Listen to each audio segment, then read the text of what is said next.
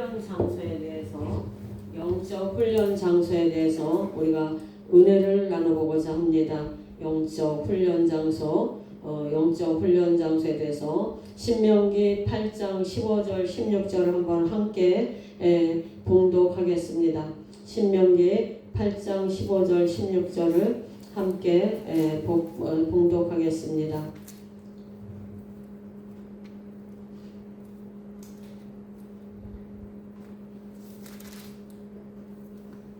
찾았죠? 시작. 너를 인도하여 그 광대하고 위험한 광야 곧 불뱀과 정갈이 있고 물이 없는 간조한 땅을 지나게 하셨으며 또 너를 위하여 단단한 반석에서 물을 내셨으며 내 조상들도 알지 못하던 만나를 광야에서 내게 먹이셨나니 이는 다 너를 낮추시며 너를 시험하사 마침내 내게 복을 주려 하시려느니라. 아멘.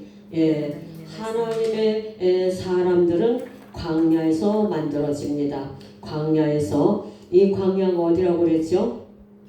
교회라고 했습니다. 사도행전 7장 38절에 스데반 집사가 광야 교회를 얘기를 했어요. 그래서 하나님의 사람은 광야에서 만들어진다. 교회에 와서 무조건 천국 가는 게 아니라 교회에서 변화되고 새롭게 되고, 그죠? 옛 것은 내려놓고 날마다 새롭게 변화되는 삶을 살아가는 그것이 광야라고 볼 수가 있습니다.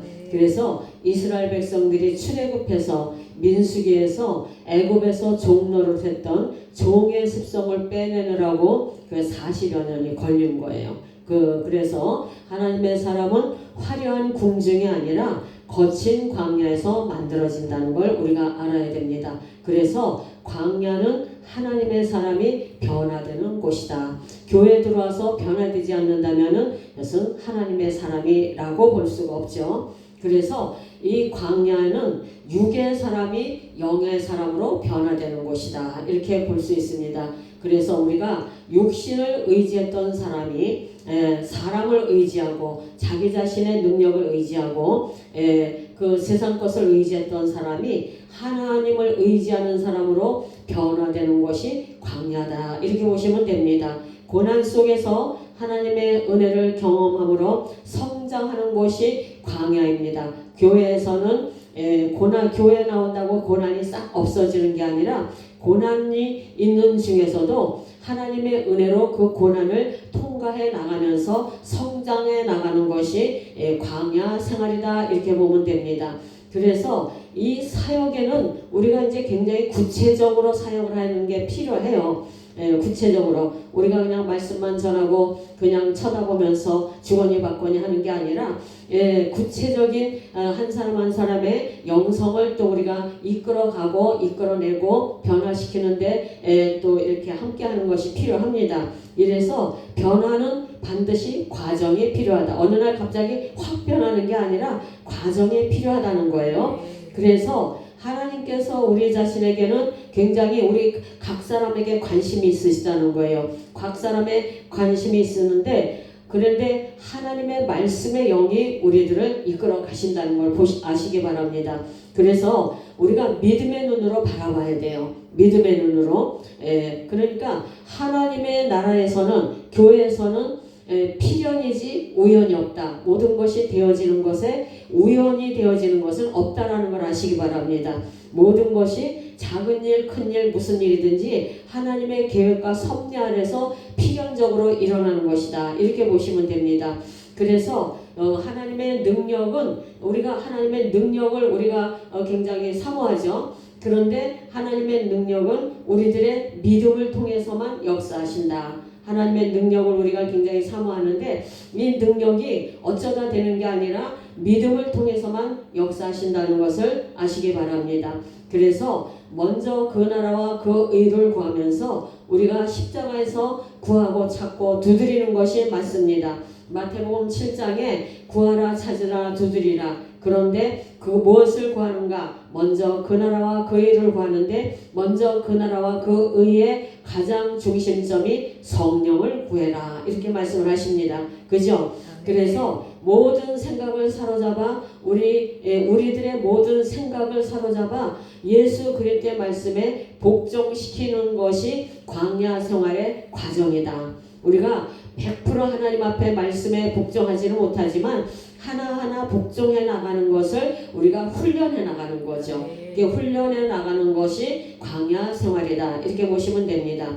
하나님의 역사에서는 하나님의 영역이 있고 우리들의 영역이 있습니다. 그런데 하나님은 하나님 자신을 귀하게 여기시는 거예요. 내 이름을 위하여, 내 이름을 위하여 이렇게 말씀을 많이 하시죠. 내 이름을 위하여, 나의 영광을 위하여 하나님이 이렇게 말씀을 하십니다. 그래서 하나님은 하나님 자신을 굉장히 귀하게 여기신다라는 걸 아시기 바랍니다. 그래서 오늘은 광야에서의 영성 훈련에 대해서 자세하게 알아보기를 합니다. 광야에서는 기다림의 시간이 필요하다. 이스라엘 백성들이 출애굽해서 40년 동안을 광야에서 머물렀어요. 그래서 기다림의 시간이 필요하다고 합니다. 인내, 믿음의 인내를 가지시기 바랍니다. 인내를 갖는 것이 영성 훈련이다. 이 인내가 굉장히 힘들어요. 인내가 하루 이틀 이렇게 참는다고 되는 게 아니라 몇십 년을 참아야 되는 그런 상황도 있거든요. 요즘 우리 이제 남편이 내가 46년째 됐잖아요.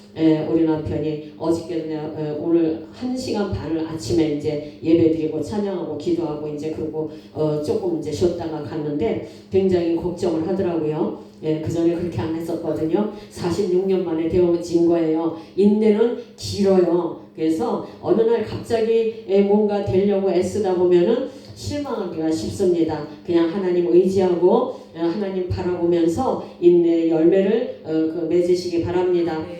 광야에서의 영성 훈련은 굉장히 고통스럽다는 걸 아셔야 돼요. 보통 사람들은 원망하고 세월을 낭비할 때에 하나님의 사람들은 기다리면서 기도하고 기다리면서 준비했다. 그러니까 이스라엘 사람들이 출애굽한 사람들이 광야에서 믿지 않는 사람들은 계속 원망하고 불평하고 엎드렸어요. 광야에 그렇게 됐다는 거죠. 그랬는데 하나님의 사람들은 계속 인내하고 기다리는 거, 하나님을 기다리는 그 시간이 필요하다는 겁니다.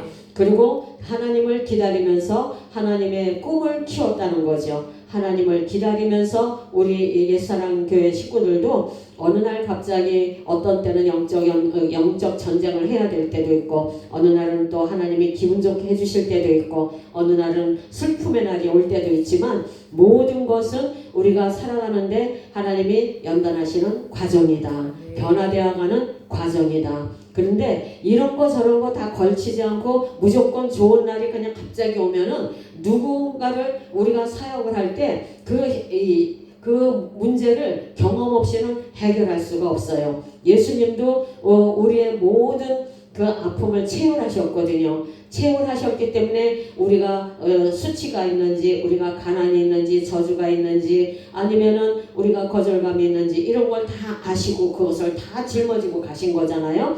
그래서 우리가 영성훈련은 고통스러운데 꿈을 꾸면서 기다리는 거예요. 장차 좋은 날이 올 것을 하나님의 이렇게 날마다 이렇게 걸어가면서 장차 좋은 날이 오고 하나님 나라 입성할 그 꿈을 꾸면서 우리는 기다리고 살아가는 겁니다. 그래서 우리한테 그 기다리고 인내하지 못하게 가장 방해하는 것이 무엇인가? 조급함이에요. 그래서 요즘 중동 전쟁이 이렇게 일어나잖아요. 아브라함이 이스마엘과 이삭을 낳는데 아브라함이 이스마엘을 낳아서 이스마엘의 후손들이 저 중동에 퍼져 있어서 이스라엘과 저렇게 싸운다라는 얘기를 우리가 알아야 됩니다. 조급하면은 우리가 이스마엘을 낳는다. 이삭을 낳아야 되는데 하나님이 응답하신 것을 우리가 이루어야 되는데 내가 먼저 조급해서 내 방법대로 했더니 이스마엘을 낳아서 그게 내 삶의 장애물이 되었더라. 이런 걸 아시면 됩니다. 그래서 나의 때를 자꾸 기다리고 나의 때에 내가 뭔가 하려고 하는 그런 습성을 우리는 버려야 돼요. 하나님은 인내의 열매를 맺게 하시거든요. 그래서 내 때가 아닌 하나님의 때를 우리가 기다려야 된다. 네. 그래서 카이로스에 오늘도 그 이게 말씀에 나왔죠. 카이로스, 크로노스. 그러니까 카이로스가 크로노스와 만나야 돼요. 하나님의 하나님의 시간과 물리적 우리들의 시간이 만나는 때가 있어야 된다는 거죠. 근데 우리는 그걸 못 기다려서 내 방법대로 하는 것이 많다는 것을 우리가 생각을 해야 됩니다. 그런데 우리의 기다림은 낭비가 아니다. 우리는 낭비로 생각해요. 어느 때까지니까, 언제까지입니까? 이러고 내가 많이 따졌거든요. 기다림은 낭비가 아니라 하나님의 사람의 미래를 준비하시는, 하나님이 준비하고 계신다는 거예요. 준비하고 계시는데 내가 바쁘니까, 내 마음이 조급하니까 자꾸 내 방법대로 하다 보니까 늦어지는 거예요. 그래서 기다림은 낭비가 아니고 기다림은 하나님의 사람의 미래를 준비하시는 하나님의 위대한 역사의 시간이다. 하나님의 위대한 역사의 시간이다. 히브리서 10장 36절을 보면은 너희에게 인내가 필요함은 너희가 하나님의 뜻을 행한 후에 약속을 받기 위함이라. 너희에게 인내가 필요함은 너희가 하나님의 뜻을 행하면서 그 다음에 약속을 받는 거죠. 그래 우리가 하나님의 시간을 기다리는 인내의 열매를 맺으시길 주님의 이름으로 축복합니다. 두 번째는 하나님의 때를 분별하는 영성 훈련이 있습니다. 하나님의 때를 분별해야 될 줄을 믿습니다. 이것도 훈련이 필요하다는 거죠. 전도서 3장 1절에 천하의 범사가 기한이 있고 모든 목적이 이룰 때가 있나니, 목적이 이룰 때가 있는 거죠. 내가 준비된 그릇이 되어야 되는 거죠. 우리도 매일 기도하면서 사업자들이 준비된 그릇들이 되게 해달라고 우리가 기도하잖아요. 근데 사업자들 뿐만 아니라 우리들도 하나님의 목적이 이루어질 날을 준비를 해야 돼요. 그릇이 되어야 되는 거죠. 하나님의 사람들에게 필요한 것은 하나님의 때를 분별하는 것이다. 하나님의 때. 그러니까 내 때로, 내가 내 생각대로 하다 보면은 늦어진다는 것을 우리는 반드시 알아야 돼요. 그리고 그 후에 어떤 그 불협화음이 반드시 있다는 걸 우리가 이스라엘과 중동 전쟁을 통해서 눈치를 채야 됩니다. 하나님은 모세를 광야로 보내셔서 하나님의 때를 기다리게 하셨는데 하나님의 때를 분별하는 훈련을 시키셨다. 그때는 이제 120살 막 이렇게 사니까 40년 했지만 지금은 바라건대 그렇게 40년씩 오랫동안 안 하셨으면 좋겠다는 생각을 해봅니다. 그래서 하나님의 때가 차니까 모세를 부르신 건데 사도행전 7장 30절에 40년이 참에 천사가 시내산 광야 가시나무 떨기 불꽃 가운데서 그에게 보이거늘. 40년이 참에 하나님의 때인 거죠. 모세는 그때를 기다릴 수 있었어요. 그래서 하나님한테 쓰임받은 거죠. 하나님은 인간이 생각하는 때가 아니라 하나님의 때를 따라 역사하신다. 그래서 예수님도 이 땅에 오셔서 잡히실 때가 있었고 못 박히실 때가 있었고 그러니까 내가 이때에 하나님의 뜻을 이루기 위하여 내가 왔나이다 이러셨잖아요. 예수님은 항상 때를 분별하면서 하나님의 때를 맞춰서 살아가신 거죠. 그래서 모세도 40년이 참에 천사가 시내산 광야 가시나무 떨기 불꽃 가운데서 그에게 보이거늘. 근데 이거 기다리는 사람이 많지 않을 것 같아요. 엄청난 인내가 필요하죠. 40년을 궁중에서 정말 그 궁중의 예법과 언사에 능한 사람이 40년을 아무도 없는 광야에서 양들만 치면서 그렇게 지냈다는 거는 엄청난 인내가 필요했던 거죠. 그래서 인간이 생각하는 때가 아니라 하나님의 때를 따라 역사하시는 것을 우리가 반드시 기억을 해야 됩니다. 하나님의 때보다 앞서 행동할 때 그 결과가 비참하다. 드디어 나옵니다. 아브라함. 하갈을 맞이해서 이스마엘을 낳고 그게 긴 역사 동안에도 엄청난 그 일들을 벌이고 있잖아요. 그래서 하나님의 때를 분별하지 못하는 사람들의 특징은 성급함이 있고 조급함이 있다. 그런데 하나님과의 관계에서 우리가 이렇게 놓고 볼 때 성급하고 조급하지 않은 사람은 그다지 없는 것 같아요. 모든 사람이 성급하고 조급할 것 같아요. 거기서 이제 온전히 주만 바라보고 하나님의 때를 기다리는 사람이 성공하는 거죠. 하나님의 그 부르심을 받는 겁니다. 그래서 인내도 훈련이 필요하다. 내가 그냥 되어지는 게 아니라 광야에서의 훈련이 필요하다는 거죠. 온유한 자만이 하나님의 때를 기다릴 수 있고 하나님의 때를 분별할 수가 있다. 예수님이 온유하시고 겸손하시기 때문에 하나님의 때를 따라 행동하신 것처럼요. 주님의 임재 가운데 깊이 나아갈 때에 예수님으로부터 겸손과 온유를 배우게 된다. 예수님이 겸손과 온유는 예수님의 성품이에요. 그래서 예수님과의 깊은 영적 교통이 있을 때에만 겸손과 온유함을 배울 수가 있다라는 말이죠. 그래서 우리가 영성이 무엇이냐, 영적 성장 이렇게 말할 수도 있겠지만 영성은 예수 그리스도를 닮아가는 것이 영성이다. 예수님은 철저히 하나님의 때를 따라 움직이시는 것을 우리가 이제 말씀을 보면서 늘 알 수가 있죠. 요한복음 7장 6절을 보면은 예수께서 이르시되 내 때는 아직 이르지 아니하였거니와 너희 때는 늘 준비가 되어 있느니라. 그래서 광야에서 하나님은 하나님의 때를 분별하는 훈련을 시키시는데 광야는 교회 생활이다. 이렇게 보시면 되고요.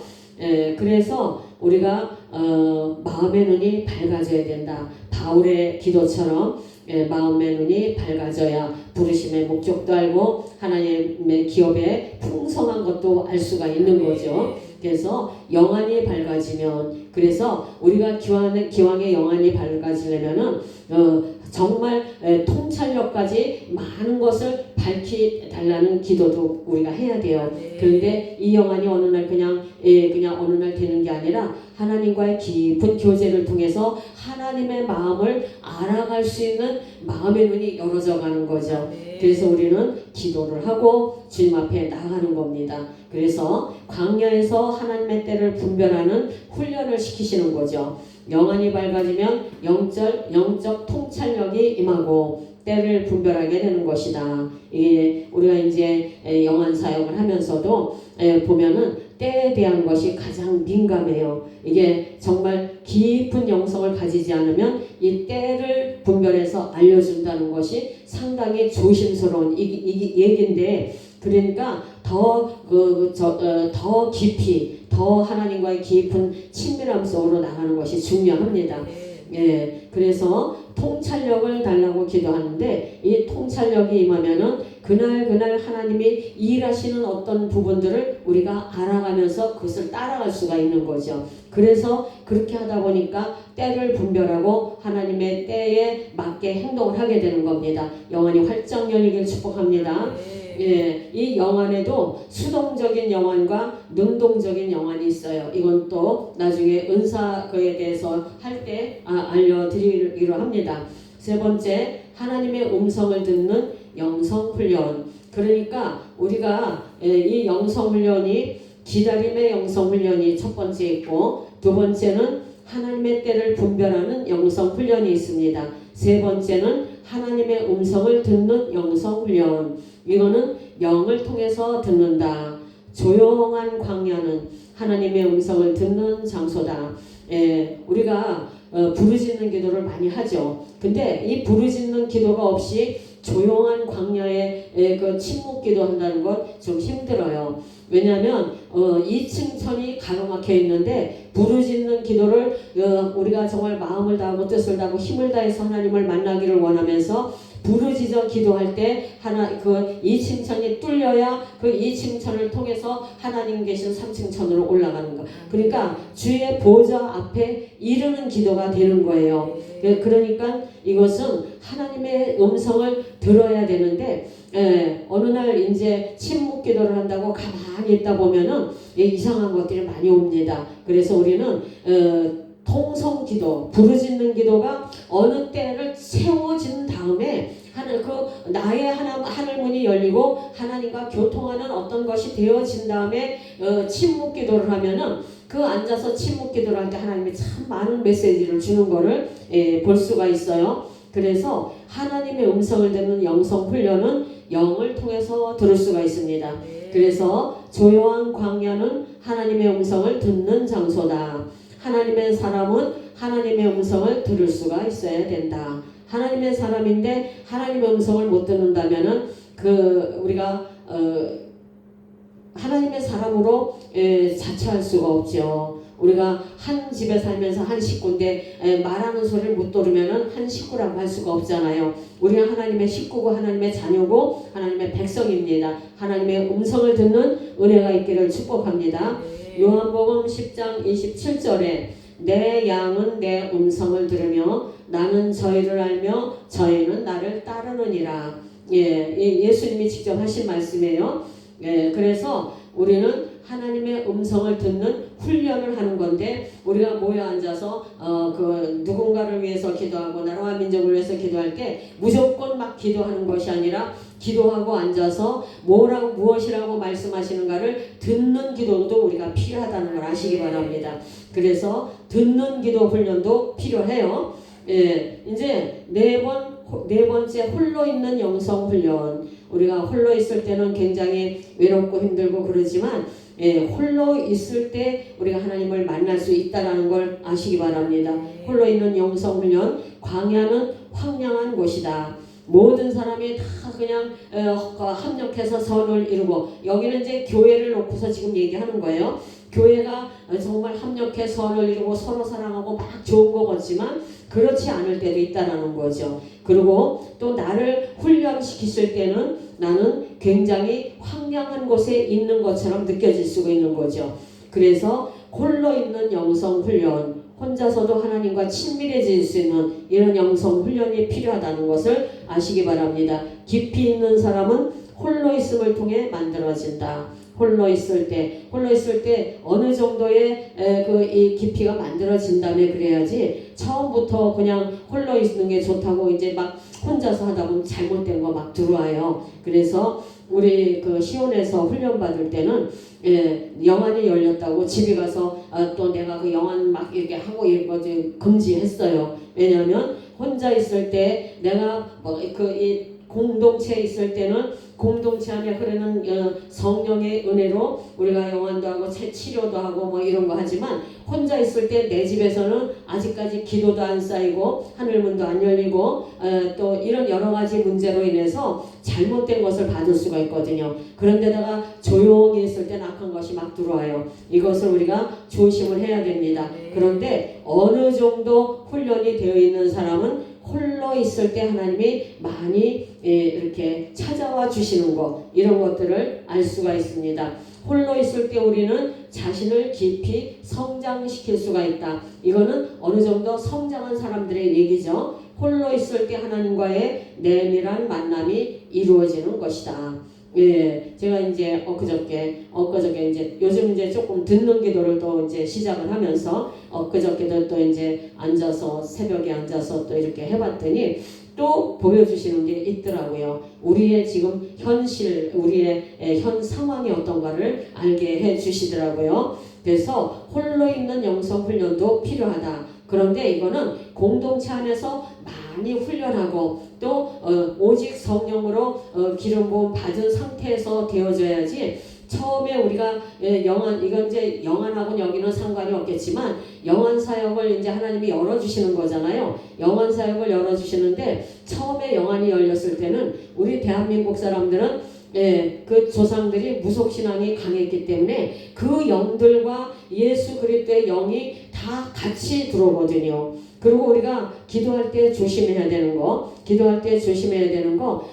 기도는 하나님만 들으시는 게 아니에요. 마귀도 듣거든요. 그래서 마귀가 들어서 그 기도를 가지고 하나님 앞에 정지하고 이러는 그 경우도 있어요. 그래서 우리가 기도할 때 물론 하나님 앞에 모든 걸 다 털어놓고 기도해야 되지만, 어떤 나의 혼적인 어떤 그런 걸 가지고 하나님 앞에 나갈 때 말을 조심해야 되는 부분도 있다는 거 아시기 바랍니다. 그래서 우리는 혼자 있을 때 자신을 깊이 성장시킬 수가 있고 홀로 있을 때 하나님과의 내밀한 만남이 이루어지는 수가 있습니다.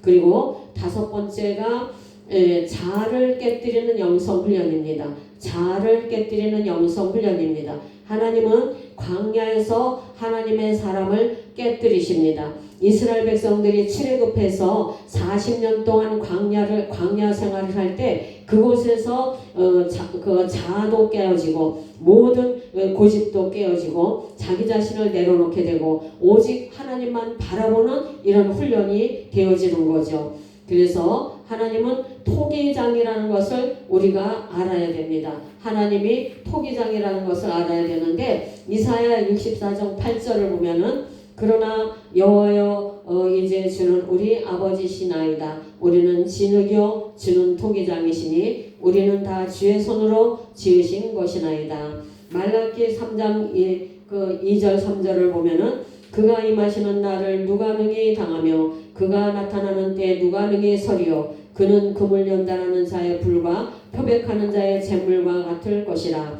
그가 은을 연단하여 깨끗하게 하는 자같이 앉아서 레위 자손을 깨끗하게 하되 금은같이 그들을 연단하리니 그들이 공의로운 재물을 나 여호와께 바칠 것이라. 금도 24금은 24번 불 속에 들어갔다 나왔다 하는 게 24금이래요. 내가 잘 모르지만 어쨌든 24금은 그렇다는 거예요. 그러면서 그 불순물을 완전히 제하는 게 정금이라고 하는 거거든요. 하나님의 사람도 그렇게 정금같이 태어나려면은 많은 연단을 거쳐야 되는 거죠. 그래서 하나님 광야에서 하나님의 사람을 깨뜨리시고 토기장이시기 때문에 우리들을 계속 빚으시는 거예요. 하나님의 사람으로서 빚어나가시는 겁니다. 그래서 자기 자신을 신뢰하는 사람, 이런 사람 많죠. 자기 신념을 가지고, 믿음과 신념은 다르다고 그랬죠. 믿음은 하나님을 믿는 건데 신념은 내 생각을 믿는 거잖아요. 그래서 자기 자신을 신뢰하는 사람은 자아를 하나님의 광야에서 깨뜨리신다. 자기 자신의 생각과 지식과 감정과 뭐 이런 거 다 이런 것들을 신뢰하고 그것만이 옳다라고 고집하는 사람들, 이런 사람을 광야에서 깨뜨리시는 거예요. 아프죠. 그래서 출애굽기 14장 13절을 보면은 모세가 백성에게 이르되 너희는 두려워하지 말고 가만히 서서 여호와께서 오늘 너희를 위하여 행하시는 구원을 보라. 보라 너희가 오늘 본 애굽 사람을 영원히 다시 보지 아니하리라. 또 15장 2절을 보면은 여호와는 나의 힘이시요 노래시며 나의 구원이시로다. 그는 나의 하나님이시요 내가 그를 찬송할 것이요 내 아버지 하나님이시니 내가 그를 높이리로다. 자신의 자아가 깨어지는 사람이 이 영성 훈련이 되어지는 사람입니다. 우리가 술람미 여인에 대해서 배웠죠. 술람미 여인은 상처를 치유받고 죄를 해결한 사람, 그죠? 죄의 문제를 해결하고 자아가 깨어진, 이 자아가 깨어지는 게 굉장히 힘들거든요. 이 자아 때문에 툭툭 튀어나가는 거예요. 사실은 하나님의 다루심 안에서 자아가 안 깨지면은 하나님의 다루심 손 안에서 튀쳐나가고 말 수밖에 없습니다. 그래서 자기 자신을 신뢰하는 사람의 자아를 하나님은 광야에서 깨뜨리는데 자아가 깨어지는 게 굉장히 힘들거든요. 이 술람미 여인은 완전히 상처와 죄와 자아의 문제가 해결된 사람이고 이런 사람들이 부흥을 끌어들이는 거죠.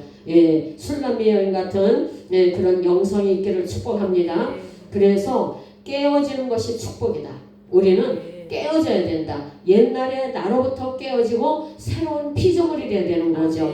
그래서 이 어떻게 해야 되는가? 깨어지는 것은 축복이고 영광인데 어떻게 해야 되는가? 말씀, 진리의 복음으로 또는 믿음으로, 그 다음에 우리는 기도를 쉬지 말아야 됩니다.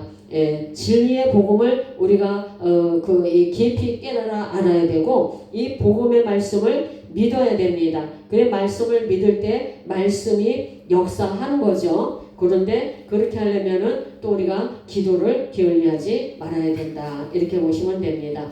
여섯 번째, 자기를 부인하는 영성. 자기를 부인하는 영성. 자기 부인은 자기 부인한다고 그러면은 나 자신을 비하하고 무시하라는 얘기로 들리는데 절대 그게 아니에요. 자기 부인하는 게 굉장히 중요합니다. 자기 부인은 자기 무시가 아니고 지나친 자기 비하도 아니다.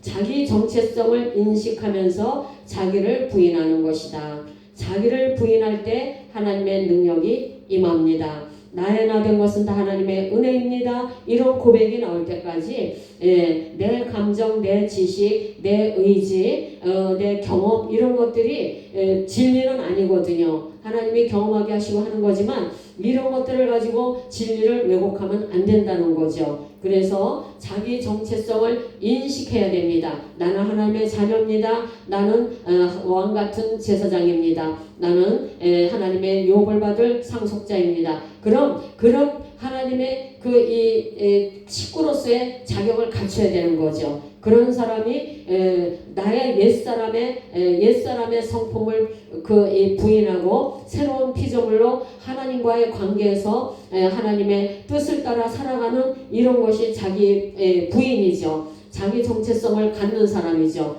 자기를 부인할 때에 하나님의 능력이 임한다. 자기를 부인할 때에 하나님의 능력이 임한다. 마가복음 8장 34절을 보면은 무리와 제자들을 불러 이르시되 누구든지 나를 따라오려거든 자기를 부인하고 나를 좇을 것이니라. 예수님이 말씀하신 거예요. 자기를 부인하고 나를 좇을 것이니라. 내 생각, 내 지식, 내 의지 가지고 예수님을 절대로 쫓아나갈 수가 없지요. 내 거를 다 버려야 예수님께 들어옵니다. 심령이 가난한 자가 돼야 하나님의 은혜가 우리 안에 들어올 수가 있죠.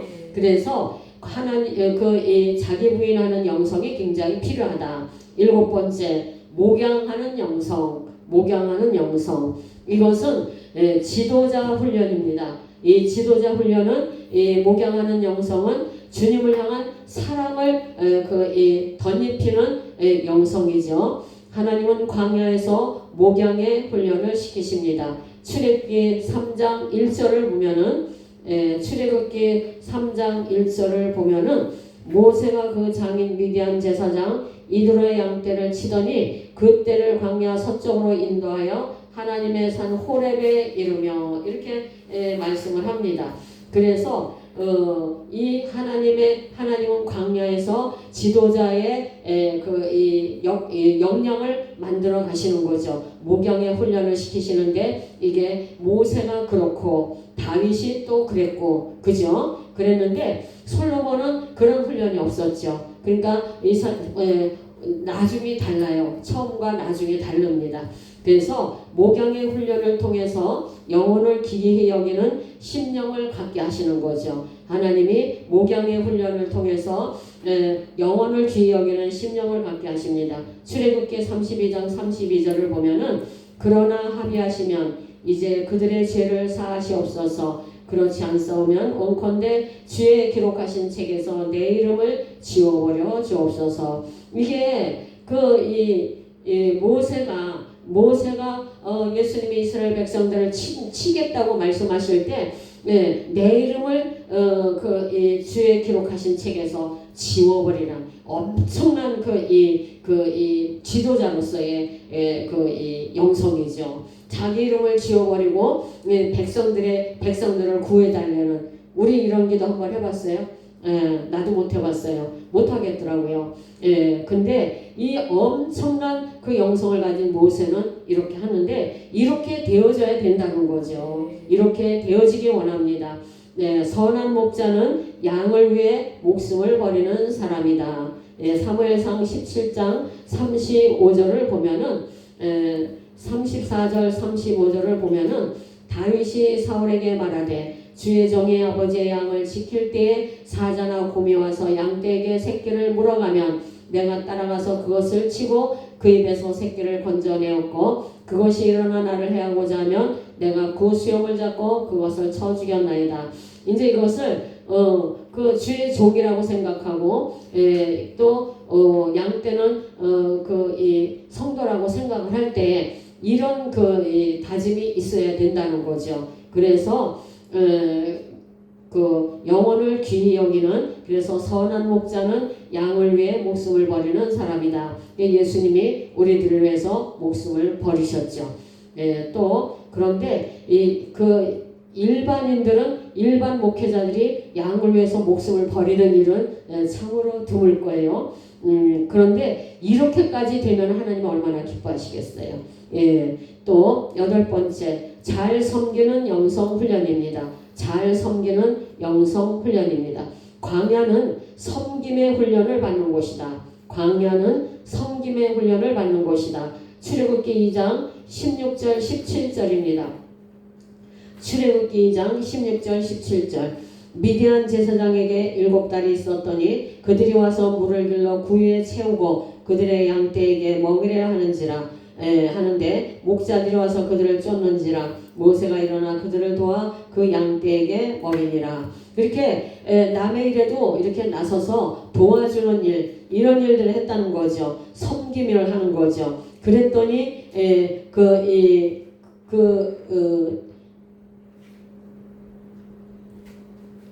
미디안 제사장 7달내 집에 가서 그 7달에 첫째 딸하고 결혼을 하게 됐잖아요. 도와주다 보니까 그렇게 됐습니다. 이거는 종의 리더십이다. 종의 리더십. 예수님도 이 땅에 내려오셔서 섬김을 받기보다는 섬기려 왔다라고 여러 번 말씀을 하셨어요. 그런데 세상은 군주의 리더십이고 영성은 종의 리더십이다. 항상 밑에서 다른 사람을 받쳐주는 거죠.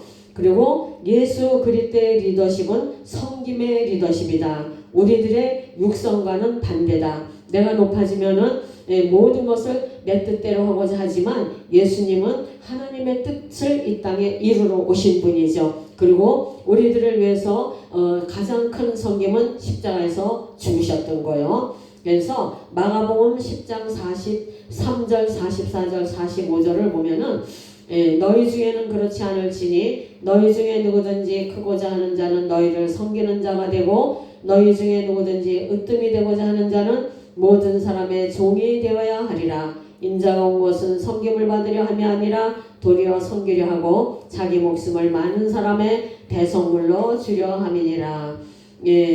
예수 그리스도의 리더십은 섬김이다. 이렇게 말합니다. 그런데 우리 인간들은 본성적으로 섬기는 것보다 섬김을 받기를 좋아하죠. 그러나 이것을 바꾸는 것이 영성이다. 섬김을 받기를 좋아하는 것으로부터 섬기는 것으로 바뀌어지는 것, 이게 변하죠. 이것이 잘 섬기는 영성 훈련이다.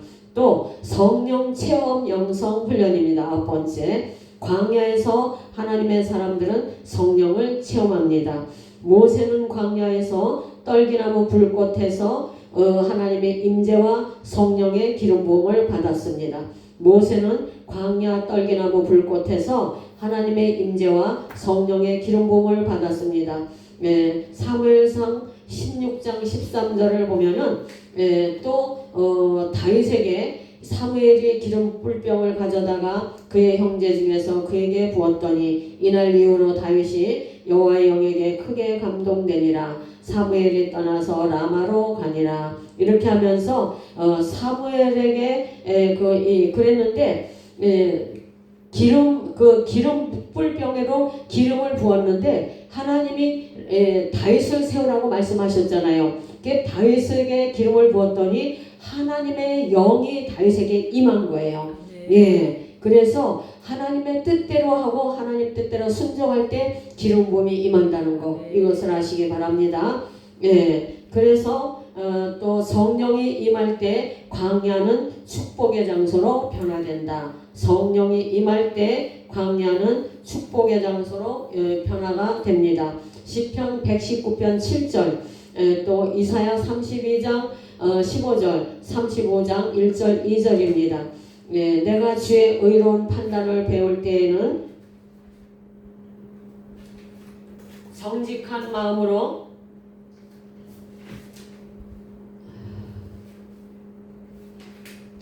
감사하리다. 이사야 32장 15절, 마침내 위에서부터 영을 우리에게 부어주시리니 광야가 아름다운 밭이 되며 아름다운 밭을 숲으로 여기게 되리라. 35장 1절 2절 광야와 메마른 땅이 기뻐하며 사막이 백합화같이 피어 즐거워하며 무성하게 피어 기쁜 노래로 즐거워하며 레바논의 영광과 갈멜과 샤론의 아름다움을 얻을 것이라. 그것들이 여호와의 영광 곧 우리 하나님의 아름다움을 보리라.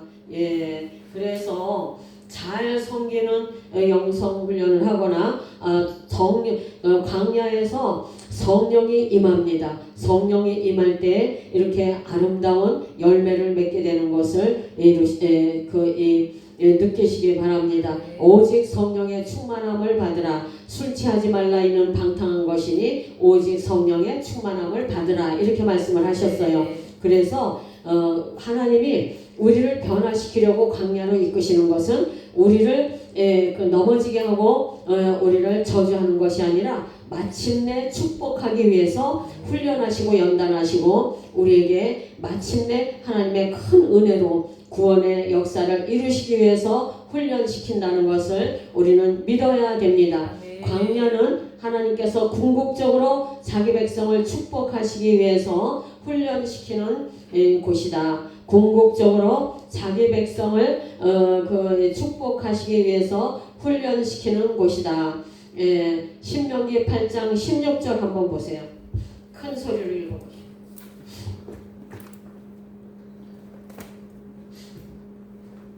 내 조상들도 알지 못하던 만나를 광야에서 내게 먹이셨나니 이는 다 너를 낮추시며 너를 시험하사 마침내 내게 복을 주려 하시며느니라.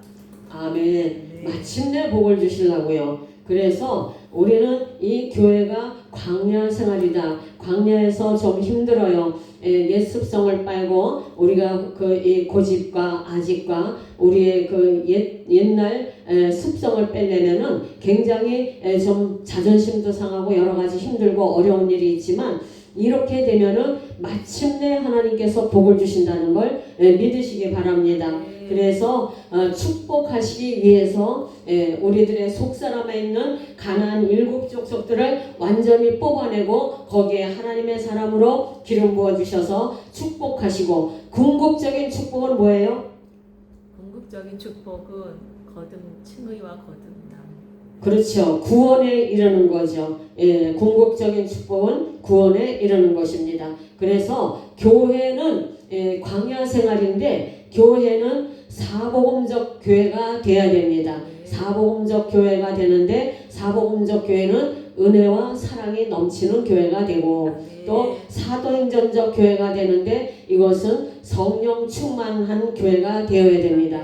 그래서 율법적으로는 절대로 사람을 변화시킬 수가 없다는 것도 우리가 알아야 됩니다. 그런데 우리가 은혜와 사랑이 충만하다 그러니까 그냥 우리가 칭찬만 하고 그냥 계속 좋은 소리만 해주는 게 사랑은 아니거든요. 하나님은 징계를 통해서도 하나님의 사랑을 나타내십니다. 징계하지 않는 자는 사생자라고 그랬거든요. 우리의 잘못된 언어 습관이나 잘못된 생각이나 우리의 감정 이런 것들이 해결되려면 권면이라는 것도 들을 줄 알아야 되는 거죠. 그것이 광야의 훈련이라는 것을 아시기 바랍니다.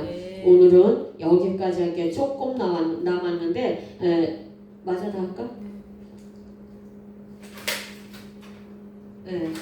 그냥 다 합시다.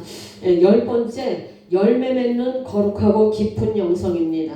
열매 맺는 거룩하고 이거는 아주 이 열매와 같은 그런 영성이죠. 하나님이 꽃 피우기를 꽃이 피어야 열매도 맺지만 꽃까지만 보기를 원하시는 게 아니라 하나님은 열매를 원하신다. 그리고 그리스도의 제자가 되는 표지도 열매다.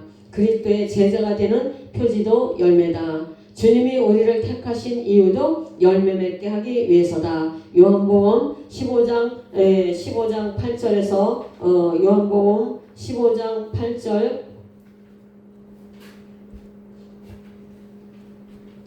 하여튼 좀 시간이 그러니까 나머지는 본인들이 찾아보시기 바래요. 그 주님이 우리를 택하신 이유도 열매 맺기 위해서다. 요한복음 15장은 포도나무의 예가 나오죠. 그 요한복음 15장을 찾아보시기 바라고요. 꽃 속에는 생명이 없다. 물론 작은 생명은 있죠. 피어나는 것도 생명이지만 그러나 정말 열매는 씨 안에 있죠. 그죠? 열매 속에 있습니다. 열매 안에 씨가 있거든요. 그래서 꽃 속에는 생명이 없고 열매 속에 생명이 있다. 네. 하늘에서 땅으로 내려오신 예수님이 열매 맺음의 시작이다. 하늘에서 이 땅으로 내려오신 예수님이 열매 맺음의 시작이다. 요한복음 12장 24절 25절입니다. 예수님과의 친밀함과 연합이 열매 맺는 비결이다. 예수님과 친해져야 돼요. 그러면 이 친해지려면 어떻게 해야 돼요? 친해지려면 자주 만나야죠. 어떻게 만나죠? 말씀과 기도로. 순종으로. 가장 좋은 건 순종해야 돼. 내 말을 듣는 자가, 그죠? 나를 사랑하는 자는 나의 계명을 지킬지니라 그랬거든요. 하나님을 사랑하면, 예수님을 사랑하면 예수님의 말씀을 지키면은 내가 자주 만나고 싶지 않아도 만나주러 오십니다. 그죠? 그래서 예수님과의 친밀함이 그 친밀함과 연합이 열매 맺는 비결이다. 생명의 근원이신 예수 그리스도 안에 있으면 절로 생명의 열매가 맺힙니다. 예수 그리스도 안에 거하시기를 바랍니다. 그분을 믿어야 돼요. 첫째는 믿고 순종할 때 내가 그분 안에 거하게 되는 거죠. 열매 풍성함은 가지가 나무로부터 얼마나 많은 생명의 공급을 받느냐에 달려 있는데 순종하고 따라갈 때 내가 그리스도의 기름 부음을 받은 거죠. 그럴 때 그분과 친밀함 속으로 들어갈 수 있는 거죠. 그래서 어떻게 예수 안에 거하며 예수님과 연합할 수 있는가? 요한복음 8장 31절을 이제 찾아보시고요. 거룩한 영성은 예수님과의 친밀함과 연합의 결과이다. 우리가 이런 그 10가지의 영성을 이제 우리가 다 되었다. 이렇게 생각하면 거룩한 영성입니다. 그런데 이것의 결론은 예수님과 친밀하고 연합하는 것이다. 영성은 하나님의 능력을 담는 그릇이다. 내가 오늘 낮에 이 말씀을 전부 다 적어 왔는데 이 말씀을 다 적어서 이걸 지금 다 선포하려면은 시간이 좀 많이 걸려요. 그런데 집에서 찾아보시기 바랍니다. 영성은 하나님의 능력을 담는 그릇이다. 디모데후서 2장 20절 21절. 큰 집에는 금그릇, 은그릇, 녹그릇, 나무그릇 여러 가지 그릇이 있지만 그래도 우리가 어느 그릇이 되어야 되는가? 하나님이 쓰시는 그릇은 깨끗한 그릇이다. 심령이 가난해지는 것이다. 깊은 영성은 고난의 통로를 통해 만들어집니다. 깊은 영성은 고난의 통로를 통해 만들어집니다. 사도행전 9장 15절 16절을 보면은 사도행전 9장 15절 16절을 보면은 주께서 이르시되 이 사람은 내 이름을 이방인과 임금들과 이스라엘 자손들에게 전하기 위하여 택한 나의 그릇이라. 그가 내 이름을 위하여 얼마나 고난을 받아야 할 것은 내가 그에게 보이리라 하시니라. 그래서 고난의 통로, 바울처럼 또 고난을 많이 받은 사람이 없잖아요. 그런데 이 고난을 통과할 때 깊은 영성이 생기는 것이다. 이렇게 보시면 되고요. 은혜가 함께하는 은혜. 잠언서 25장 4절입니다. 잠언서 25장 4절, 욥기서 23장 10절입니다. 이거 잠언서 25장 4절은 좀 외워둘 필요가 있어요. 은에서 찌꺼기를 제하라. 그리하면 장색에 쓸만한 그릇이 나올 것이요. 욥기서 23장 10절은 우리가 아는 유명한 말씀입니다. 그러나 내가 가는 길을 그가 하시나니 그가 나를 단련하신 후에 내가 순금같이 되어 나오리라. 24K는 24번 들어갔다 나온다 하니까 얼마나 연단이 심했겠어요. 그러나 그렇게 단련하신 후에는 순금같이 나오나 정금같이 나오는 거죠. 거룩한 영성은 하나님을 향해 한 마음을 갖는 것이다. 그리고 또 예수의 마음을 가지라고 그랬죠. 로마서 15장 12절 13절을 보면은 로마서 15장 12절 13절을 보면은 또 이사야가 이르되 이사의 뿔이 곧 열방을 다스리기 위하여 일어나시는 이가 있으리니 열방이 그에게 소망을 드리라 하였느니라. 소망의 하나님이 모든 기쁨과 평강을 믿음 안에서 너에게 충만하게 하사 성령의 능력으로 소망이 넘치게 하시기를 원하노라. 우리가 소망을 갖는 것도 성령의 능력이 있어야 돼요. 그죠? 하나님이 기쁨과 평강도 믿음이 있어야 됩니다. 성령의 능력으로 소망이 넘치기를 축복합니다. 어려운 상황에서도 하나님과 친밀해지면은 넉넉히 소망과 기쁨이 넘칠 줄로 믿습니다. 그리고 또 거룩한 영성은 하나님을 향해 한 마음을 갖는 것이다. 그리스도 예수의 마음 했죠. 그리스도 예수의 마음이 있으시길 주님의 이름으로 축복합니다. 거룩한 영성의 목표는 예수 그리스도를 닮아가는 것이다. 우리가 거룩한 영성 하면서 예수님하고 다른 짓을 하면은 그것은 거룩한, 우리가 귀신 쫓아내고 이 질병 고치고 뭐 여러 가지 그 기사와 이적을 만들어내도 예수님을 닮아가는 온유와 겸손이 없으면은 거룩한 영성이라고 할 수가 없다라는 거죠.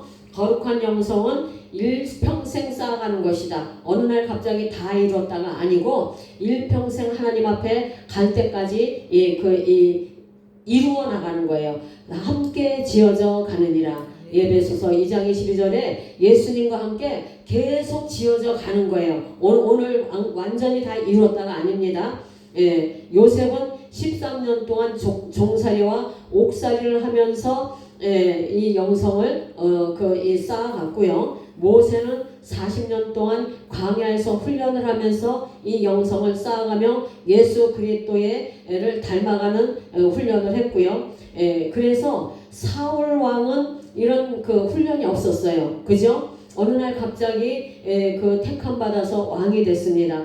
그래서 사울 왕과 다윗이 끝이 달랐다는 거죠. 그리고 예수님도 30년 동안 준비하셨어요. 이 땅에 태어나셔서 공생을 하시기까지 30년 동안 준비하셨어요.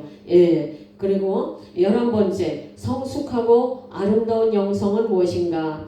영성이 깊어지면은 자신의 면모를 보게 됩니다. 내 모습이 보여져요. 자기를 볼 줄 알아야 됩니다. 남을 보고 판단하고 정죄하기 전에 내 모습을 봐야 됩니다. 그래서 마태복음 5장 8절을 보면은 그리스도 안에서 변화되어진 면모를 볼 줄 알아야 됩니다. 마태복음 5장 8절을 보면은 그리스도 안에서 변화된 면모를 볼 줄 알아야 됩니다. 마음이 청결한 자는 복이 있나니 그들이 하나님을 볼 것이요. 마음이 청결한 사람이 하나님을 봅니다. 나 마음이 청결하려면 내 마음의 상태를 항상 살펴봐야 되겠죠.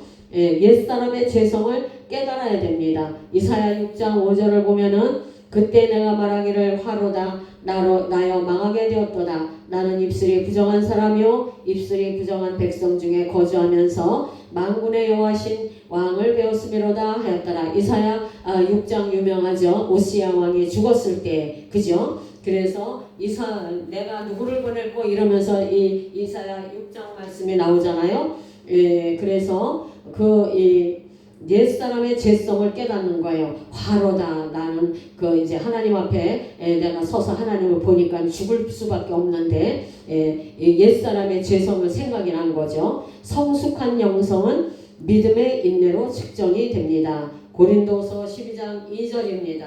고린도후서 12장 2절 안 적었네. 그건 나중에 찾아보세요. 13장 고린도전서 13장 4절에서 7절입니다. 야고보서 1장 4절입니다. 이것은 그냥 흘려보내지 말고 찾아보시면서 말씀을 연결해 보시기 바랍니다.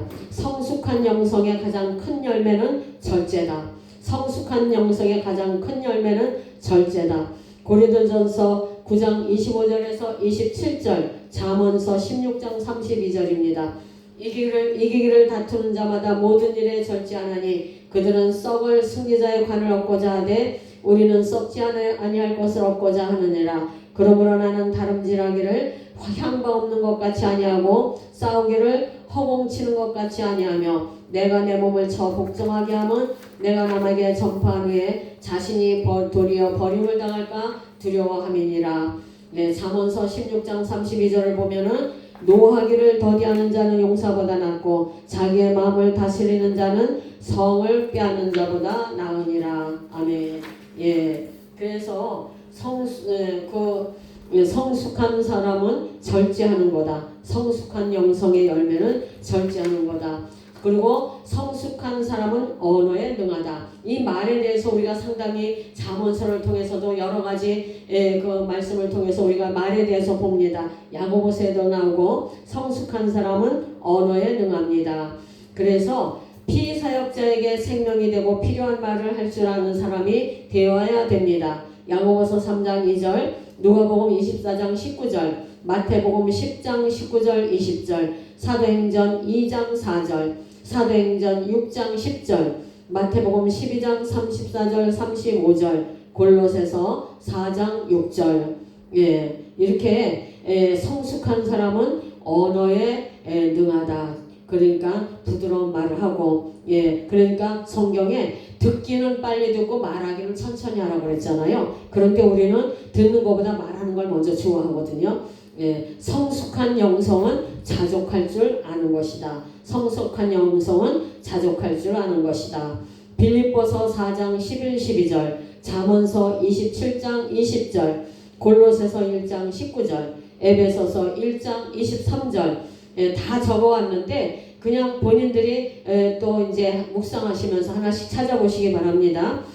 성숙한 영성은 온유하고 겸손하다. 성숙한 영성은 이게 예수님의 그 성품이에요. 온유와 겸손은 예수님의 성품입니다. 온유하고 겸손하며, 또 마태복음 11장 29절, 빌립보서 2장 5절, 빌립보서 2장 5절을 보면은 무엇보다도 그리스도의 심정을 가지라고 그랬죠. 그래서 빌립보서 2장 5절, 고린도서 6장 3절, 이런 말씀을 가지고 우리가 찾아보시기 바랍니다. 성숙한 영성은 편안한 삶보다는 풍성한 삶을 추구한다. 요한복음 10장 10절, 마태복음 7장 13, 14절. 무엇보다도 요한복음 10장 10절은 우리가 암송을 해야 돼요. 기억하고, 도둑이 온 것은 도둑질하고 죽이고 멸망시키는 것뿐이요 내가 온 것은 양으로 생명을 얻고 더욱 풍성하게 얻게 하려 함이라. 이렇게 성숙한 영성은 편안한 삶보다는 풍성한 삶을 추구합니다. 풍성한 삶을 추구하려면 우리가 먼저 그 나라와 그 일을 구해야 된다. 그죠? 그럴 때 하나님이 모든 것을 더해 주시는 하나님이죠. 12번째 성숙한 영성을 이뤄가는 원리가 있습니다. 항상 정로로 걸어가야 된다. 바른 길을 가야 된다는 거죠. 좌로나 우로나 치우치지 말라. 좌로나 우로나 치우치지 말라. 여호수아 1장 7절, 잠언서 23장 9절, 마태복음 7장 13, 14절. 또 예수 그리스도 안에 항상 거하라. 예수 그리스도 안에 항상 거하려면은 어디에 거해야 되느냐? 항상 말씀을 묵상해라. 이 뜻이에요. 예수 그리스도는 말씀으로 오셨죠. 그분 안에 거하려면은 말씀 안에 거하는 것이 맞습니다. 그죠? 요한복음 15장 5절, 히브리서 3장 1절, 히브리서 12장 2절입니다. 또 항상 성령 충만을 받아라. 성령은요, 오늘 받았으니까 은혜는 오늘 받았으니까 내일까지 있는 게 아니에요. 은혜는 그날 매일매일 넘치도록 받아야 됩니다. 우리는 은혜를 자꾸 쏟아버려요. 감정으로, 말로, 기분으로, 생각으로 많이 쏟아버리거든요. 그래서 항상 충만해야 된다는 거죠. 날마다 그래야 돼요. 은혜가 소멸되는 거, 우리가 소멸시킬 수도 있고 마귀가 계속 그 방해를 와서 소멸될 수도 있다는 거죠. 에베소서 5장 18절, 고린도서 3장 18절, 갈라디아서 5장 16절.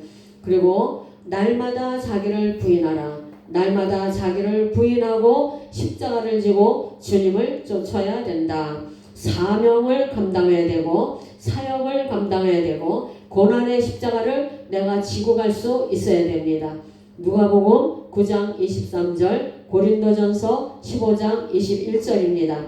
그리고 근신하여 항상 깨어 있으라. 근신하여 항상 깨어 있으라. 베드로전서 5장 8절. 근신하라 깨어라 너희 대적 마귀가 삼킬 자를 두루 찾느니 그러잖아요. 그래서 근신하여 항상 깨어 있어야 됩니다. 그래서 잠을 자지 말라는 게 아니라 믿음으로 깨어 있기를 축복합니다.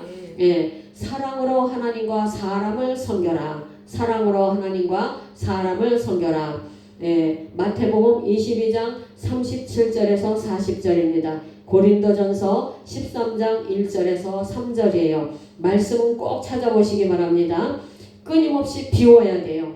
그래서 우리가 출애굽한 그 이스라엘 백성들이 민수기에서는 옛날 종된 습성을 버리느라고 민수기에서는 비웠고, 신명기에서는 또 하나님의 말씀과 하나님의 은혜로 채워나가는 과정을 말씀을 하시고, 그 과정에 하나님으로 채워나가려면 어떻게 해야 되는가 우리가 모세의 3번의 설교를 통해서 우리가 알아봤습니다. 신명기에서. 그래서 끊임없이 비우고 채우며 또 채운다고 그거를 채워서 놔두는 게 아니라 나눠줘야 된다는 거죠. 나눠야 된다. 이제 끝이에요. 비움의 영성이 필요합니다. 그 다음에 채워야 돼요. 뭘로? 말씀과 기도로. 그 다음에 나눠야 됩니다. 뭘로? 사랑으로. 그렇죠? 비움의 영성은 내 안에 가나안 7 족속을 헐고 깨뜨리고 찍어서 불살라버리는 것이 파하는 거예요. 그 다음에 채움은 하나님의 말씀으로 성령으로 충만하게 채워서 이게 우리가 세워져야 되고, 나눔의 영성은 하나님의 사랑을 우리가 받았으니까 이웃에게 우리가 흘려보내야 되는 이런 것이라고 볼 수가 있습니다. 이게 2번에 해야 되는 건데 한꺼번에 다 했어요. 오늘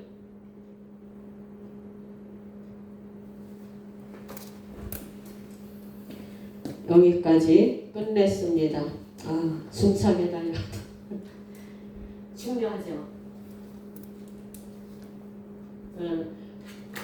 매달 해도 이거는 모자라지 않아.